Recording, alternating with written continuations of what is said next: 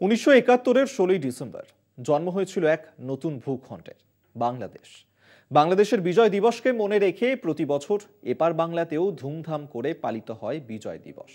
Baharampur barrack square ময়দানে যখন পালিত হচ্ছে বিজয় দিবস, তখন মুর্শিদাবাদ মেডিকেল কলেজের ঘরে একরকম বন্দী হয়েই আছেন বাংলাদেশের শান্ত কুমার সিং। ফিরতে চাইছেন ঘরে।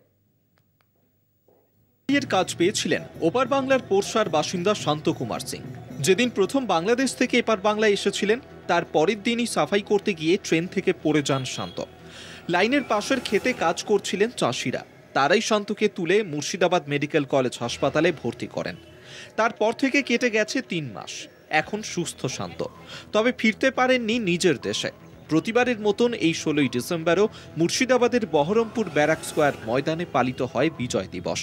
নাচে গানে বিজয় দিবস পালনের আয়োজনে কোনো ত্রুটি ছিল না।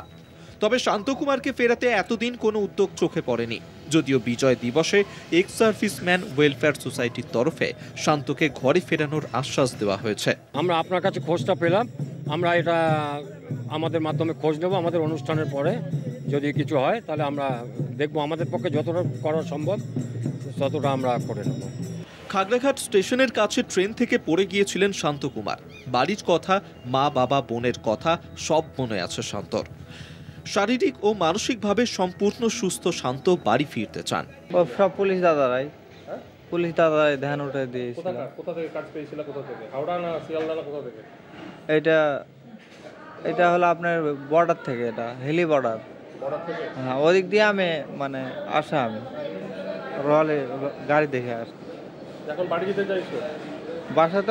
বাসাতে যেতে হবে, কর্ম করে। কোথায়, খাগড়ায় না কোন ট্রেনে? এটা হলো আপনার নবদ্বীপ ধাম, এটাই স্টেশন। 3 মাস একজন বাংলাদেশি এপার বাংলার হাসপাতালে কার্যত বন্দী।